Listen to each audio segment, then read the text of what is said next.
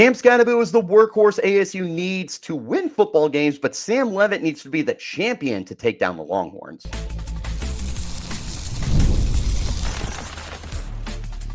You are Locked On Sun Devils, your daily podcast on the Arizona State Sun Devils. Part of the Locked On Podcast Network, your team every day. Welcome back to the Locked On Sun Devils podcast, part of the Locked On Podcast Network, your team every day. My name is Richie Bradshaw, and I will be your guide for everything Arizona State Sun Devils.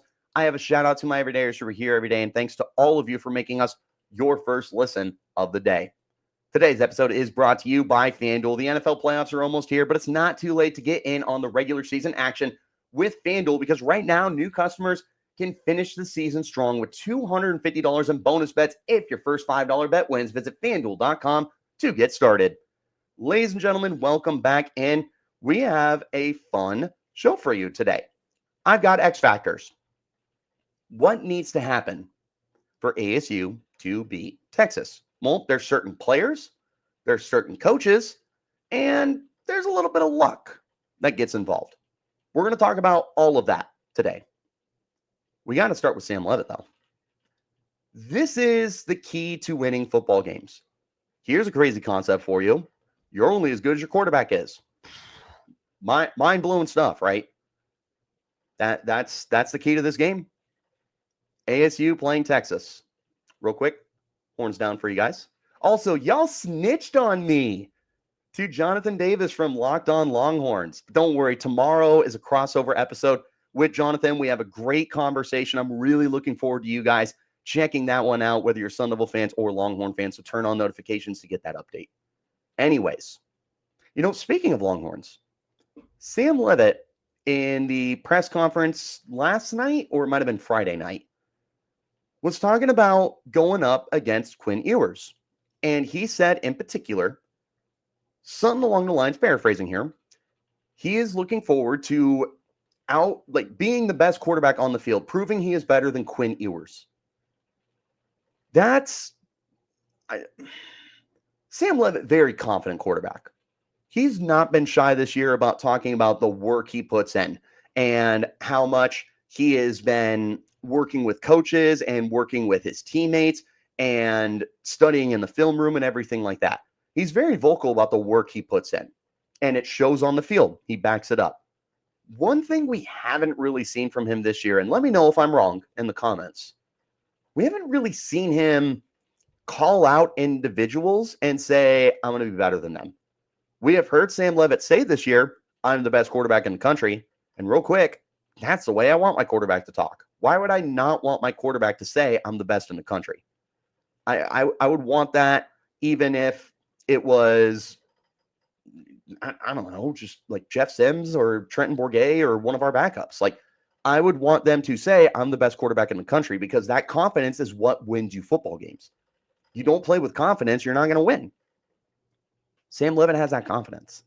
But to flat out challenge himself against Quinn Ewers was not something I was expecting. And again, if I'm wrong, let me know. But I don't think we have seen Sam Leavitt individually call someone out and say, yeah, I'm going to prove I'm better than them. And again, I love that mentality.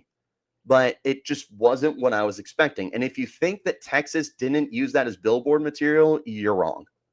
Colin Simmons, the star freshman edge rusher, who I talked about in detail on yesterday's show, so check that one out if you did not see that one, because Colin Simmons will be the reason ASU loses if they don't find a way to stop him. He had reposted it to his Instagram. Essentially like, bet. We'll see. We'll see if you're better than Quinn. And Quinn's not the guy to talk to the media or anything, but he heard it, and that's going to be in the back of his mind. Quinn Ewers is a very good quarterback too, by the way. Very, very good quarterback. It's quite the challenge for Sam. But let's take that all out of the equation now that we have addressed that. Here's why Sam Leavitt is the big X factor here. The biggest X factor. Of the 5 X factors we're going to talk about, Sam Leavitt is at the top of the list. Here's why. He's your starting quarterback. He has played very, very good football over the last month and a half. 16 touchdowns, 1 interception over the course of 5 games. 5-0 in those games, including BYU, K-State, and Iowa State in the Big 12 championship. He's played the best of the best competition in the conference. He has shut them down. He has been nothing short of outstanding. I've said before, and I will continue to double down on this. You can't name 10 quarterbacks in the nation that are playing better football than Sam Leavitt is right now. He's on another level. He's got a chance to prove that I'm not just on a hot streak, right? I am flat out one of the best quarterbacks in the country. This is your chance to prove it, because Texas, pound for pound, has one of the best secondaries in football. I have not been shy about singing praises of Jahdae Barron, who just won the Jim Thorpe Award as the best defensive back in the nation. They've got several other guys as well back there that are terrific football players. And you're going to be playing without Jordan Tyson. This is a huge, huge challenge for Sam Leavitt to overcome. And he's going to need to be elite in this game to win. Like, I'm talking no turnovers, but he's got to score touchdowns. Like, if Sam Leavitt goes, let's say, 15 of 21 for 180 yards, no touchdowns, no turnovers, that's not enough. Even the no turnovers part, that's not enough. He's got to be perfect without the turnovers, but he's got to be one of the primary scorers for the Sun Devils to win this game. It's time to prove you're an elite quarterback, like I am saying, like others are saying, like you, Sam Leavitt, are saying. You got to take that next step. And quite frankly, ASU is just not going to advance in this game or in future games without Sam Leavitt being able to take that next step. And Sam, not just the smack talk, he is also just flat out really excited about this matchup. He's been very vocal about this is a great opportunity for us and all that good stuff. He's excited and he's ready to prove himself. Last thing I want to mention in terms of Sam Leavitt, Cam Skattebo, the people's running back, as we call him here on Locked On Sun Devils. He can run it, he can catch it, he can pass it, he can punt it, and he's your mom's favorite player. Texas is going to key in on him. Here's the good news. Texas elite passing defense, quality run defense. They're not horrible, they're not elite. Sounds like Skattebo can run on them. But as I have been told and as I would expect, Texas is going to key in on Cam Skattebo. We've heard that all year long. Let's see if it works. But let's say they do. Let's say this is the one team that actually basically eliminates Cam Skattebo from the equation. Okay? Sam Leavitt, it's up to you. It's up to you, because if Skattebo is truly erased from this game, then Leavitt's your only option for scoring points. That's why he's the biggest X factor. Here's another X factor on offense, the offensive line. You are going up against one of, if not the best pass rushes in college football. Colin Simmons scares the bejesus out of me. I said that on the previous episode. Again, check that out if you haven't. But I flat out will tell you that's probably the best freshman in the nation. Jeremiah Smith at Ohio State, that's the only guy who pushes him, in my opinion. This is a good freshman class, too. That's how high I view Colin Simmons. And he's played up to it. He leads them in sacks, but they got plenty of other guys as well that can generate some pressure. ASU needs to find a way to control the line of scrimmage. And not just for Cam Skattebo's sake, but especially for the passing game. Like, again, this pass rush with Colin Simmons and Anthony Hill Jr. and the defensive tackles and everything like that. If Sam Leavitt's going to have the game that we need him to have and the one that he believes he's going to have, then he's got to be able to stay upright. ASU's offensive line, I have been very critical about them this year. And I've taken a step back and I've gone, maybe I was a little too harsh. They haven't given up a lot of sacks, but there is pressure that they allow. And Texas is one of those teams that they're going to turn pressure in the sacks. So they have got to be able to play at the highest level of competition. Because this Texas defense, which has 40 sacks on the year, I think 41, I have it here so I can just pull it up. They're arguably the best of the best, man. You're not going to 41 sacks. Yep. Okay. You're not going to find many teams in the country that are going to challenge your offensive line the way that these guys will. And you haven't seen a team this year that is going to challenge your offensive line the way that Texas is going to challenge your offensive line. You have got to be at your best. Sam Leavitt, he's going to be your best chance to win this game, especially if Scadaboo is taken out of it. But if you can't keep him upright, you're not going to have the passing game. It's gone, because you can't. You literally cannot give your quarterback the opportunity to throw the football. You're going to shrink your offense so significantly that now it does become easy to key in on Cam Scadaboo. Because even if Scadaboo's not getting the ball, well, Colin Simmons is just going to get a sack. Like, offensive line, massive key to success here. One of the biggest X factors, and just maintaining the ability to control the line of scrimmage. And again, it's also really important for running the football. They have been challenged this year. Teams have stacked the box, and they said, we're going to stop Cam Scadaboo. And there's been times where the offensive line has struggled, and there's been times where the offensive line has stepped up. Here's another chance to step up. I put more priority on keeping Sam Leavitt upright, but you still got to be able to create those lanes for Cam Scadaboo. Offensive line, super important here. One of the biggest X factors. I would put them slightly below Sam Leavitt. But it's not just about the offensive side of the football. It's the defensive side of the football, winning the trenches and drawing up some schemes to beat Texas. That's coming up next. This is the Locked On Sun Devils podcast, part of the Locked On Podcast Network, and your team every day.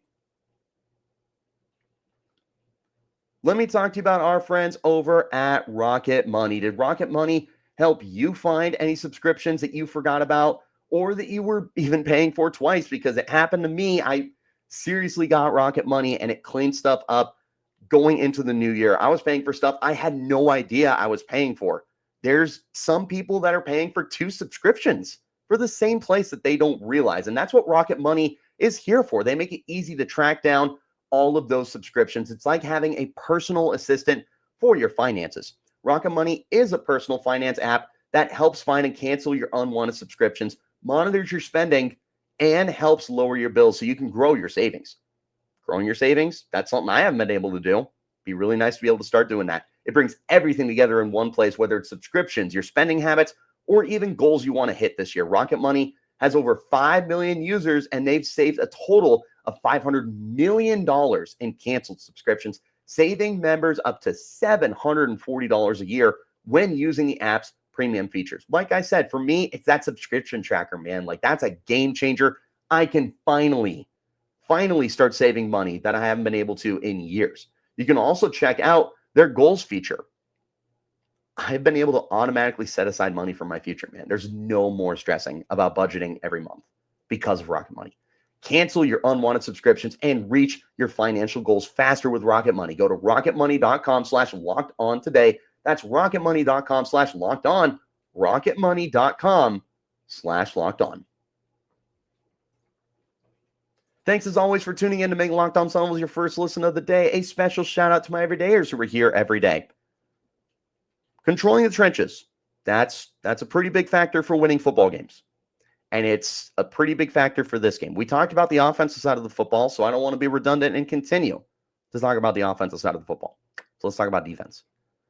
You have got to win and maintain the line of scrimmage, because Texas, they've got some pretty good running backs in this backfield. They have got 2 borderline superstars here. Jaden Blue and Quintravion? I can't remember. Texas fans, I apologize. Quintravion Wisner. Both of those guys have a chance to get to 1,000 yards this year. Wisner is 17 yards away. Blue is 290 yards away, but he's coming off of a 100-plus rushing yard game. Both of them could eclipse 1,000 yards this year, and both of them are the key for Texas to win this football game. When those guys are rolling, Texas is hard to stop, and it allows the rest of their offense to open up, because Quinn Ewers is going to have some of that pressure alleviated and taken off of him. And now he's going to be able to deliver passes to his receivers. Isaiah Bond, still not 100% sure if he's playing. Like I said yesterday, I am under the assumption that he is playing until further notice. Matthew Golden, Gunnar Helm, they've got the guys in the passing game, and it's set up because of how good they run the football. That's where it starts for this offense. You've got to control the line of scrimmage. ASU, they've been a good run defense this year. They have been a very good run defense this year. Part of it, the interior of the defensive line, they're studs, man. CJ Fight, Zach Swanson, Jacob Richcon, Geico, Jeff Clark. They just plug up the middle of the line of scrimmage, and you have a hard time running. So you got to go to the edge. Okay, well, you got really fast linebackers that get to you. Keyshawn Elliott and Jordan Crook and Cyrus Fiaseyu. They fly to the football. Normally, you have Shamari Simmons. You're going to miss him for the first half. I'm really nervous to see how ASU is going to be able to adjust without arguably their best defensive player. But you will have him for the second half. So if you can keep this game close in the first half, then you should be able to maintain a close game in the second half. But you have got to find a way to control the line of scrimmage, particularly in the running game. Like I said, that Texas wants to run the football. That's the bread and butter of this team. That's where they have the most success offensively, is punishing you running the football, enforcing their will. They've got 2 NFL running backs. They've got the depth behind them. If they can run the football, you're going to have a hard time winning this game. They're going to control and dictate the pace of the game. They're going to win the time of possession battle, which I'm going to talk about that a little bit later. Time of possession. If you can find a way to dictate Texas's success running the football, if and not even dictating, man, like if you can just control, manage it, and find a way to keep it from getting too explosive, you got a chance in this game. As good a chance as anyone else does. Not a lot of teams have been able to do that this year. Clemson, great defensive line. They were obliterated against Texas's running game.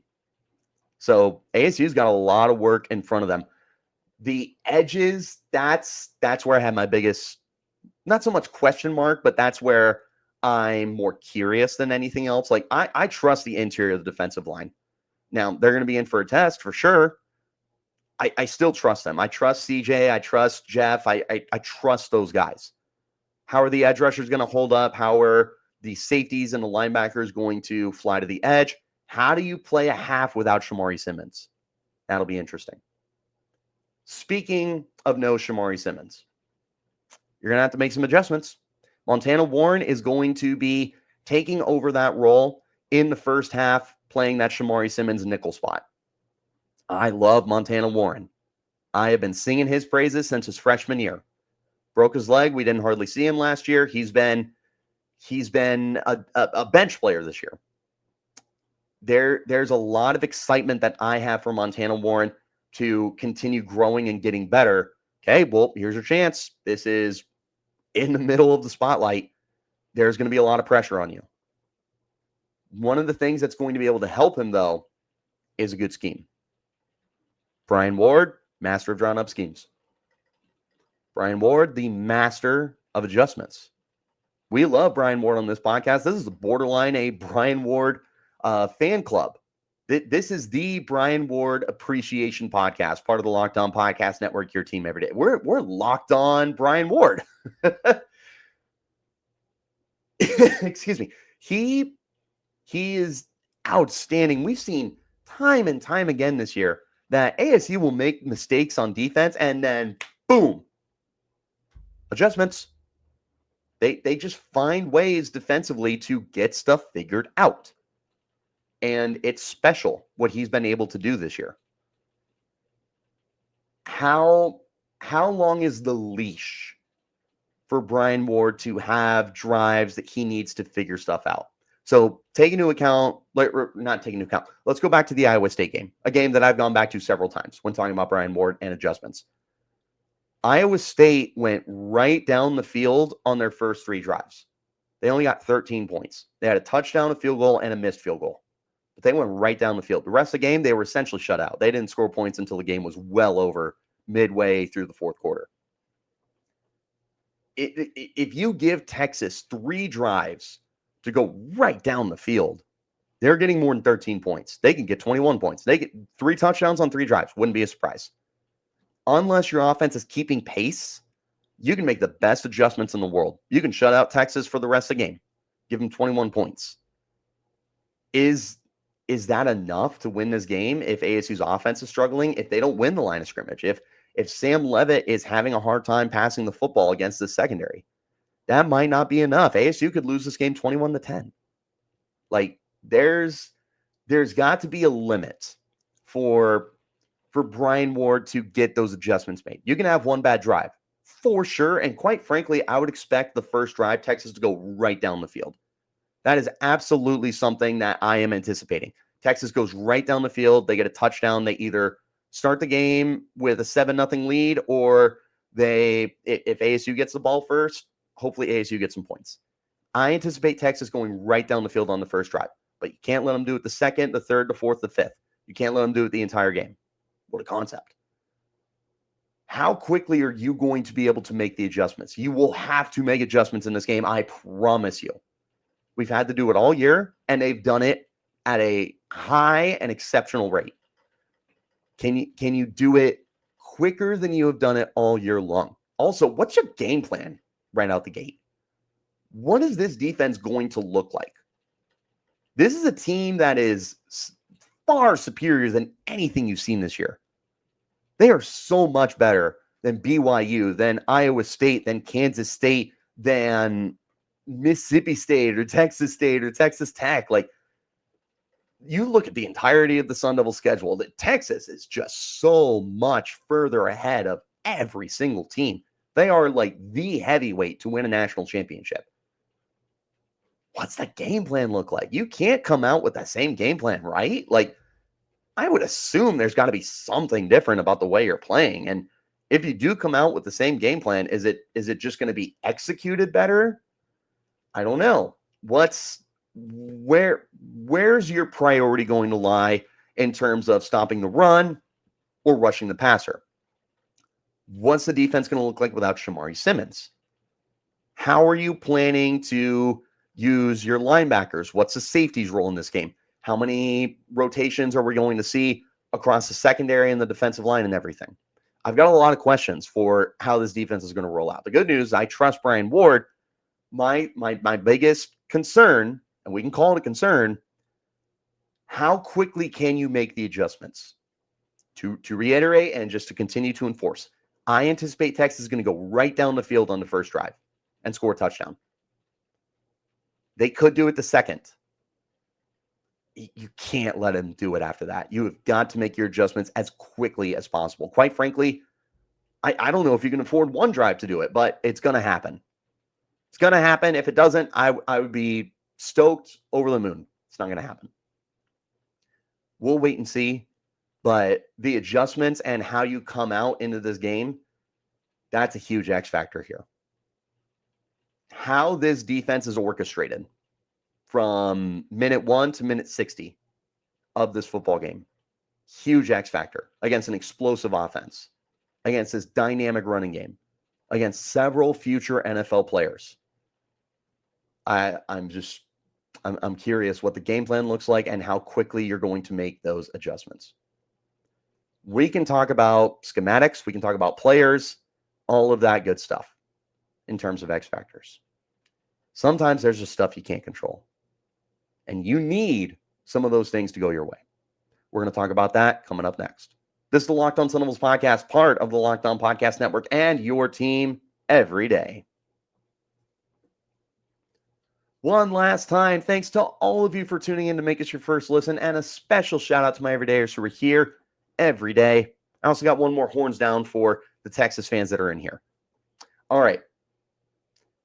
There's some stuff you can't control. This goes for Texas. This goes for ASU. Things are going to happen in this game.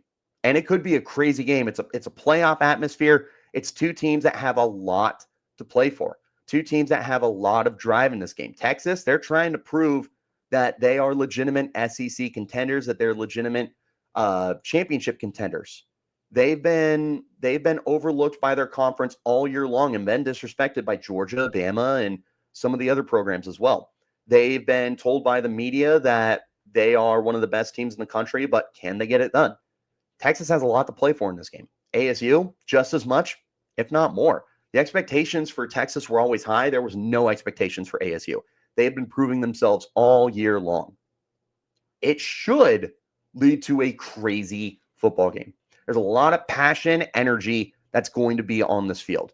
The intensity is going to be unlike anything that either team has seen this year. Texas, they're not ready for the way ASU is going to play in terms of like the intensity. Texas fans have taken my comments in the wrong way when I said they're going to be hit like they've never been hit before. I tried to explain it. Unfortunately, I don't know if I can explain it to make it make sense to Texas fans. Like, it makes sense to an ASU fan, but I just don't know that I can get there.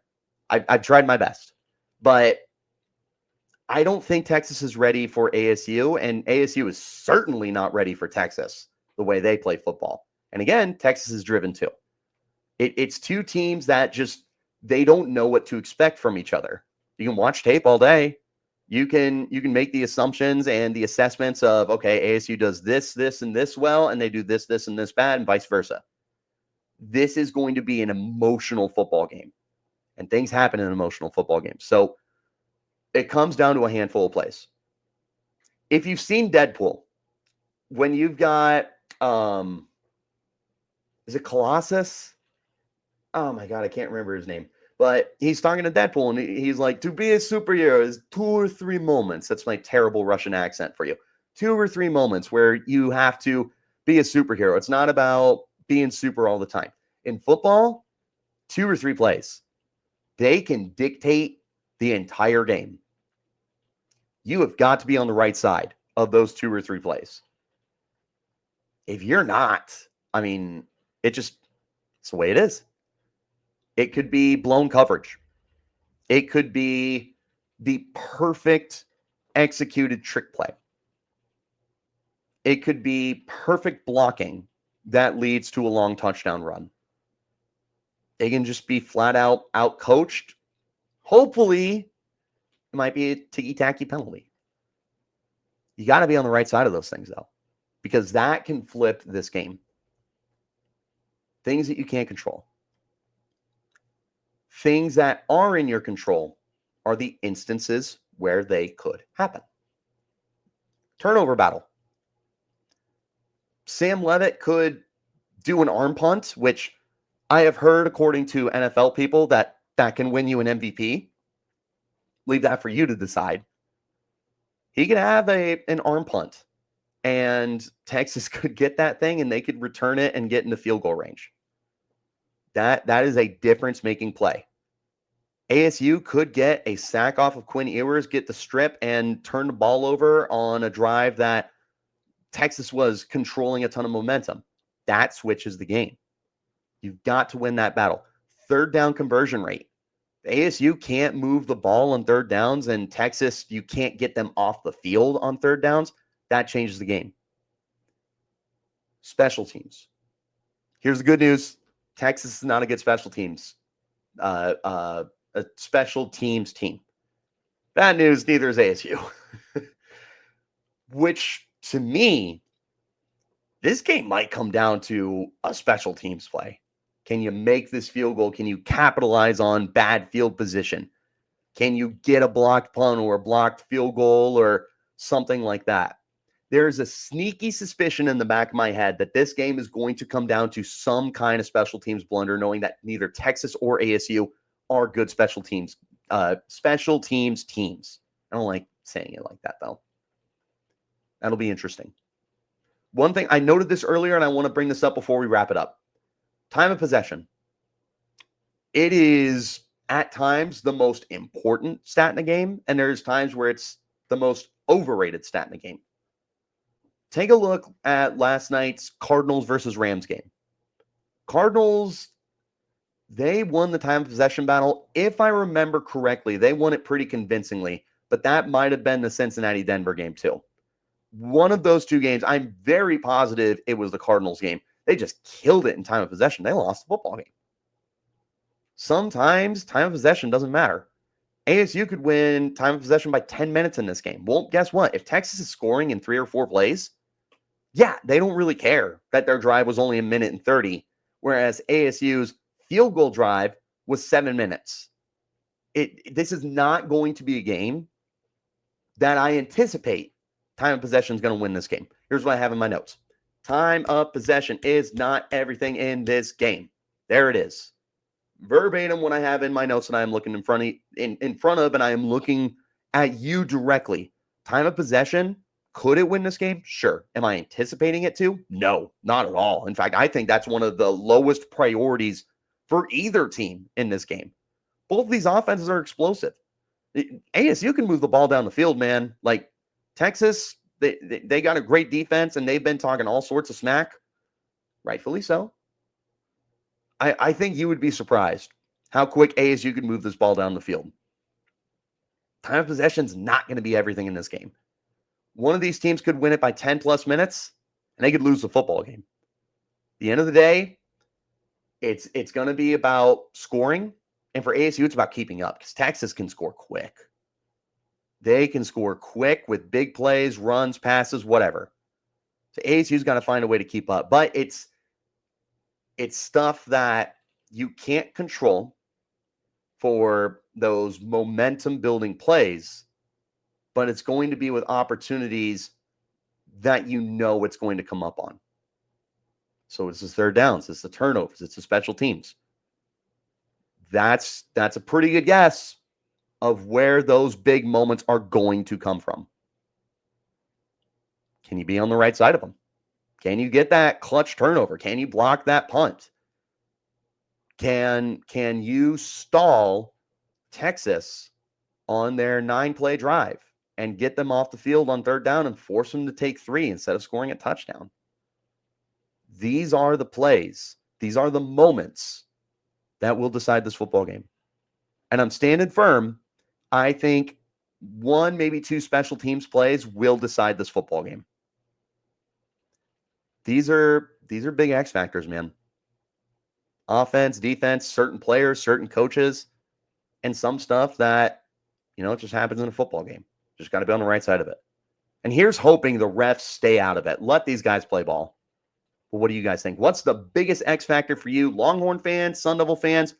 What decides this football game? Is it anything I said? Is it something else? Let me know in the comments. You can hit me up on Twitter too at Richie Bradshaw36. The podcast is there at LO_Sun Devils. Wherever you're getting your shows, though, hit like, subscribe, and turn on notifications so you get the update whenever we post new content. I appreciate each and every single one of you for tuning in to make us your first listen of the day. And I have a special shout out to my everydayers who are here every day. To give you an update once again on the outline for the rest of the week. Tomorrow is the crossover with Locked On Longhorns and Jonathan Davis. He called me out, and I had to back up my talk. He gave a lot of good insight too. So Sun Devil fans, you'll want to tune into that because you want to know how Texas was able to counter some of my points. Longhorn fans, you'll want to tune in to see why I'm backing up what I said even during a rah-rah episode. Tuesday is going to be the game day preview. And with the way things are going on YouTube right now, we should be able to do that bonus episode of what ASU needs to look out for according to Texas fans. I still have polls and questions that are going up both on Twitter and on YouTube. Please continue to interact with those. The Texas fans have been phenomenal with doing that. I appreciate you guys so much. That's going to be a fun episode if and when we pull it off. Wednesday, I'm going to be at the game. I'm going to do everything I can to try and live stream or something. Bear with me when that happens. Thursday, no matter what, we will have our game recap. Good, bad, takeaways, hopefully game balls or what needs improvement. And then Friday, it's to be decided. It's based on what happens in the bowl game. So now's never been a better time to subscribe. I'll see y'all next time. Till then, you keep it locked right here on Locked On Sun Devils.